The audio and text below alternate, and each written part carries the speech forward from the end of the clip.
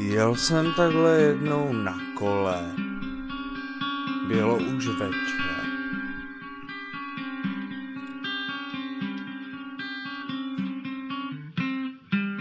Listopad.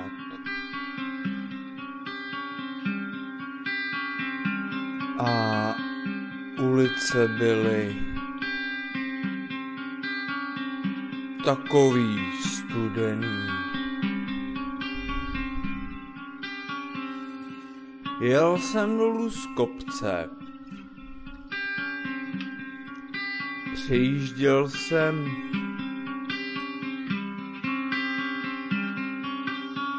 přechody a v tu chvíli u zastávky vidím zastávky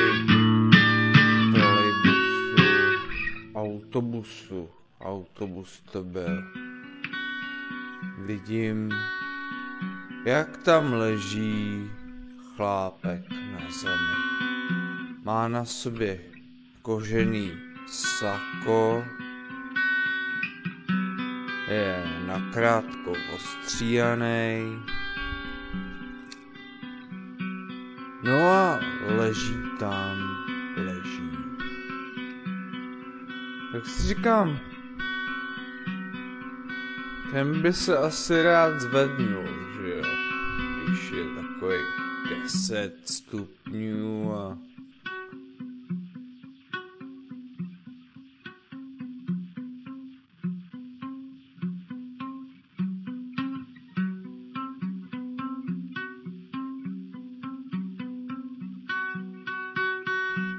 vrávorá tam.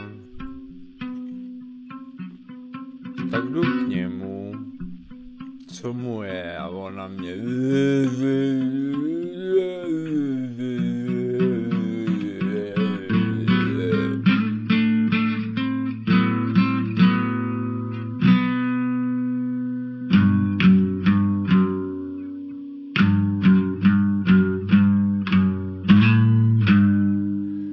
takže je jasný, že ho mám zvednout.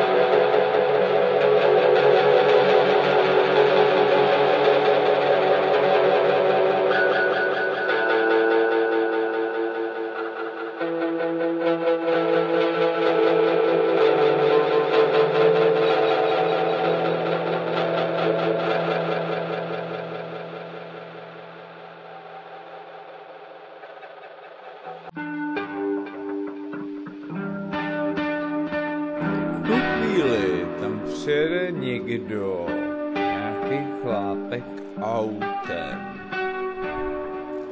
a naváže konverzaci se mnou jako tím stylem, že prostě já nevím, co s tím mám dělat.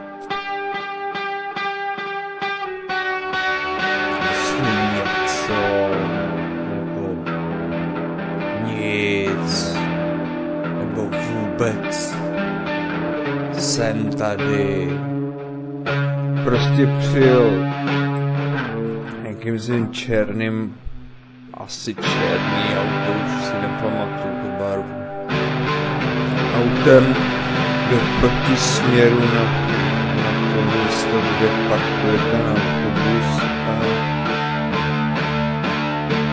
a koukal na mě z otevřenýho okýnka s tím jakože co z téhle situace můžu vytřískat.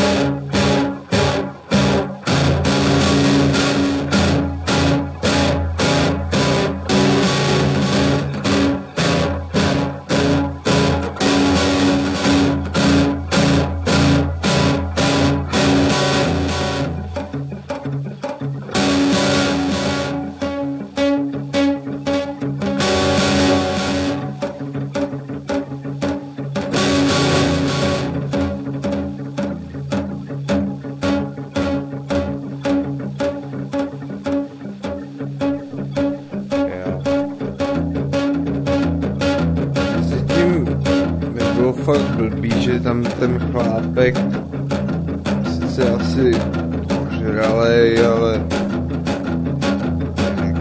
za míromilně vzlížející bezděk. Leží na zemi, tak jsem ho zvednu. Postupně, pomalu, jsme na něco takový jako nějaký pozvolný běh přišli. Byl raněný, jsem zvedl, že mě zraněný koník. No a po nějakých 3 pokusech se mi povedl bezvládný člověk ožralej, jako se těžko zvedá.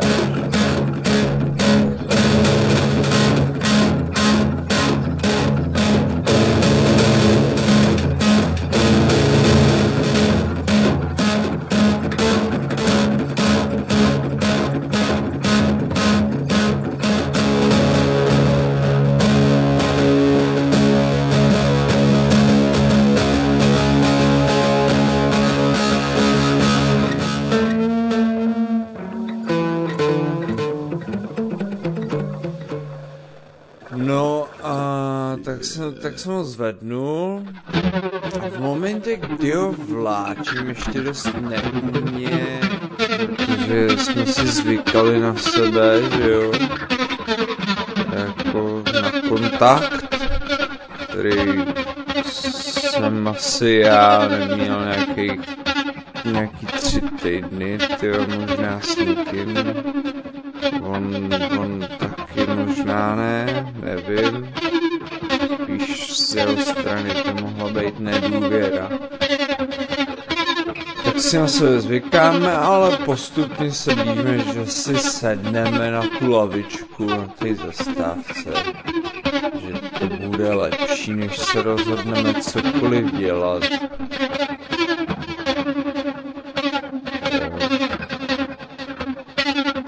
No a v tu chvíli ten chlápek na mě, ten v tom autě, jako jestli zavoláme sanitku, že jo, to je otázka taková, která napadla i mě, že zavolat sanitku. Protože v tu chvíli, kdy jedeš, tyve, nějaký svý týdenní rutině, tyjo, tak tě nenapadne, že bys měl být teď a prostě tady.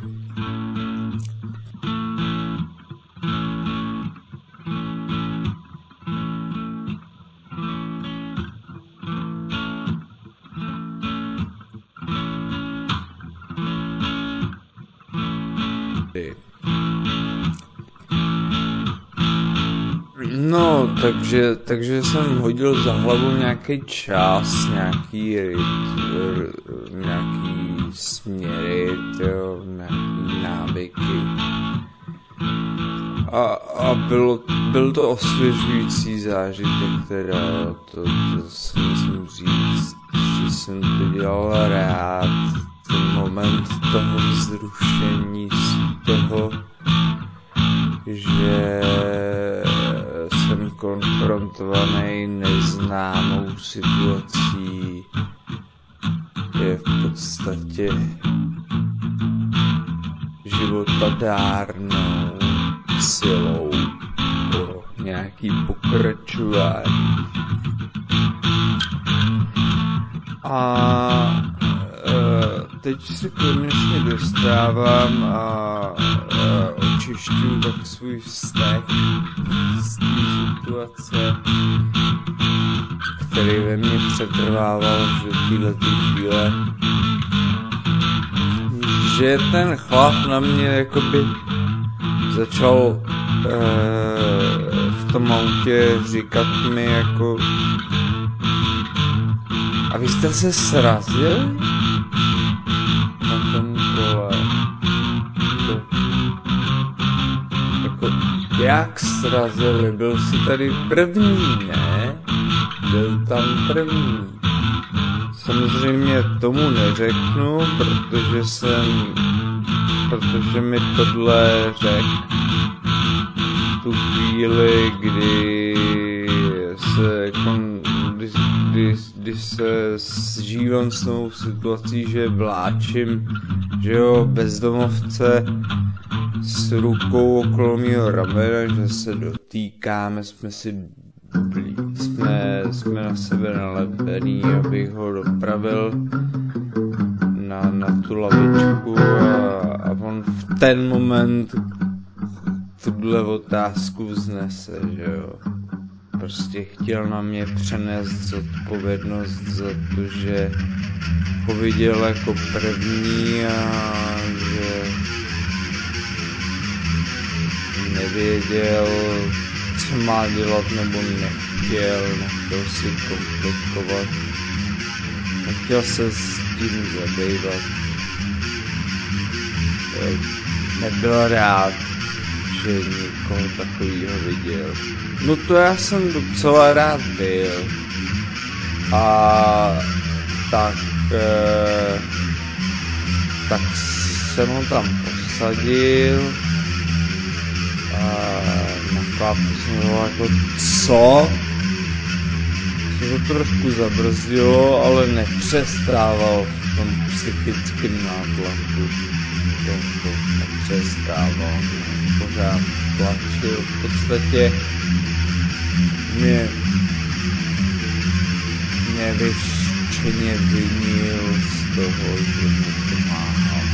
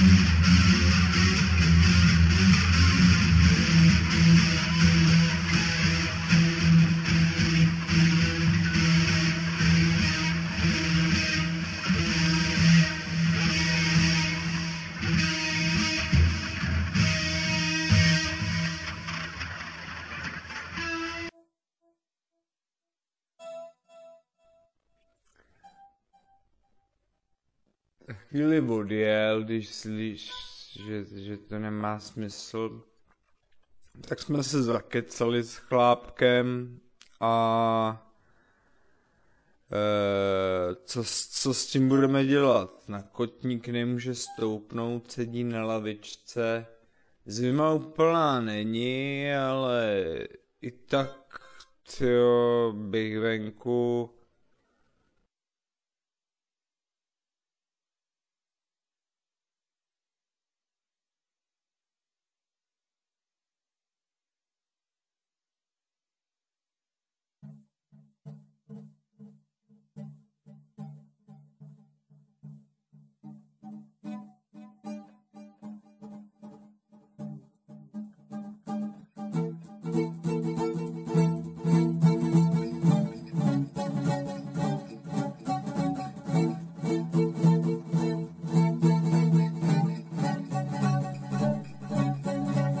Mi říkal, že by potřeboval někam na vodárnu, no. Jsem říkal, šli jsme těch 5 metrů asi 2 minuty.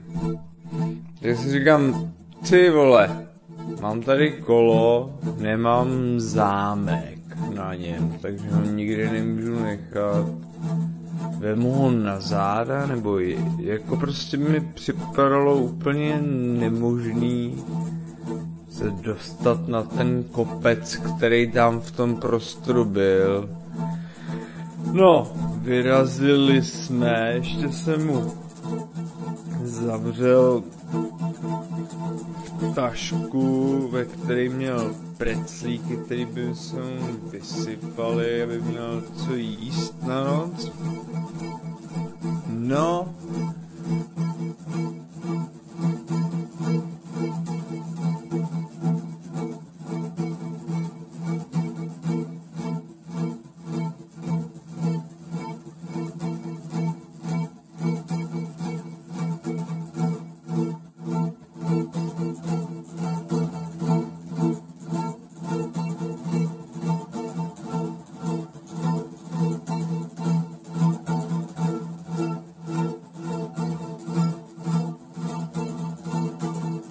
No, a tak jdeme, tu tašku jsem pověsil na kolo, on si mě chytnul kolem ramen a za nějakých 5 minut jsme vystoupali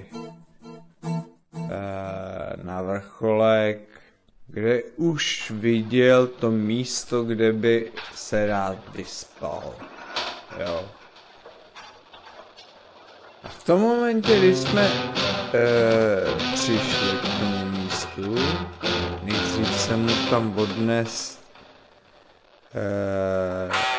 tu tašku, aby si byl jistý, že tam máte svý a že já tam za ním nepůjdu. Nebo respektive v tu chvíli to tak vypadalo. Tak se dole rozblikaly světla, přijela sanitka, ten člověk, co tam byl na té zastávce, tak prostě, co ho viděl jako prvního a ujel, pak mu to svědomí částečně nedalo, že se vrátil, nebo to nebylo svědomí, ale strach, že někdo na to přišel, že neudělal, co měl, že mu nepomohl.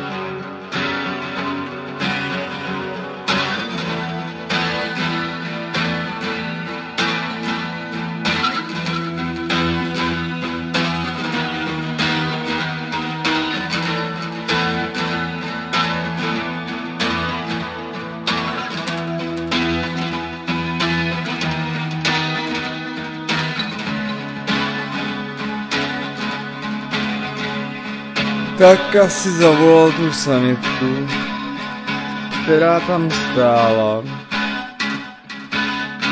A pro naštěstí prostě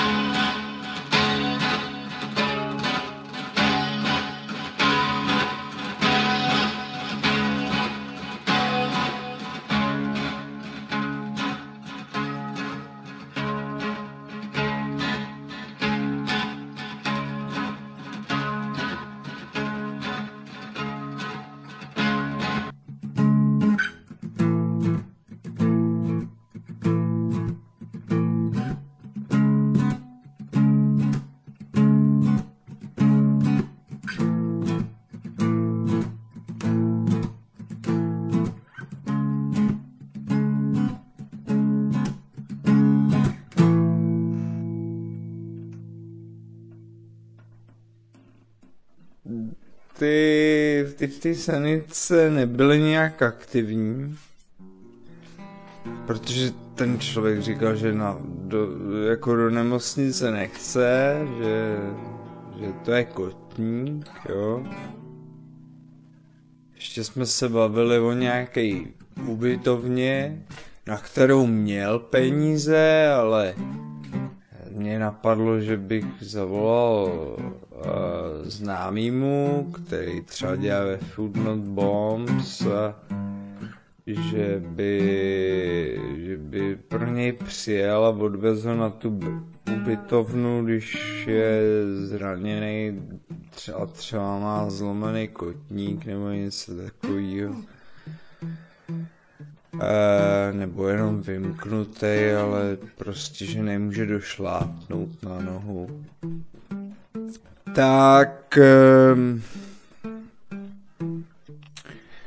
Tak prostě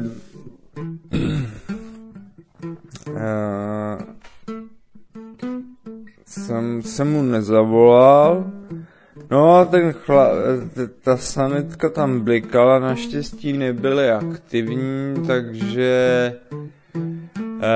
si ho nevyhlídli, nešli po nás.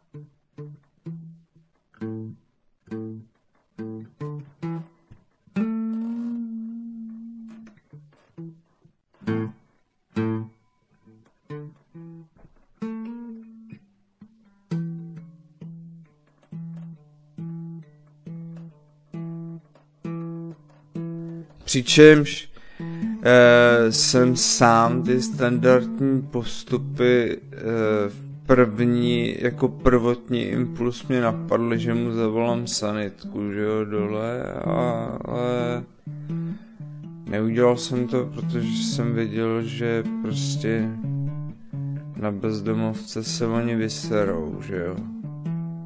Takže bylo možné zavolat sanitku jenom z pozice toho ohrožení.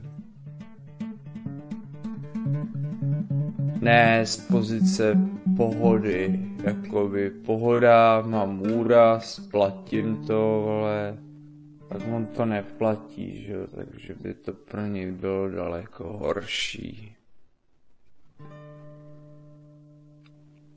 No, takže jsme vyšli nahoru, on se opře o strom, je jasný, že já půjdu do prdele a on se tam potom odplazí, to už sám říkal, že tam nechce, abych ho doprovázel pod ten strom, jo. Takže z nějakých 10 metrů tam odsaď, kam chtěl potom zajít, tak tam jsem se posadil a kecali jsme, jako on měl takový tendence, jako že je mi dlužnej a jsem mu říkal, ať se na to vysere. Měl jsem pocit, že si chce zakouřit, tak jsem mu říkal, že nemám cígo a nabízel mi nějakou trávu jako revanš, ať mi nezůstane nic dlužný, tak jsem mu říkal, že THCčko tyjo moc nekouřím, že to ať se ho užije. A potom třeba zítra ráno, ať mu zbyde, on měl jenom tak tyjo na brčko, nebo na 2. Jsem mu řekl, že to vypadá jako dobrý model, ale že si to nemůžu od něj vzít. Tak to zandal, no a dali jsme si pěst. A on zjistil, jako, že mi může důvěřovat, tak jsem ho tam potom zase chytnul a za rameno, chytil se mi kolem ramen. No a došli jsme k tomu keři. No a tam vyšel druhej, že jo. Byl trochu starší, takový kudrnatej. To nebyl jeho táta, že jo, nějaký starší, asi vůdce party, jako co tam bydlej, no přebývaj. No tak si ho převzal a jakože co je to tady za bordel, tady vidím, že tady blikají tyjo, světílka všude, no.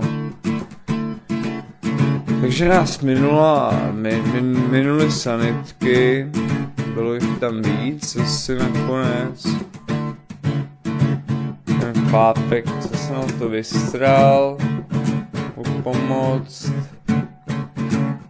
tak bude mít pár dní třeba blbej jméno tam, no, ale tak jako si za pár dní už nikdo nevšimne.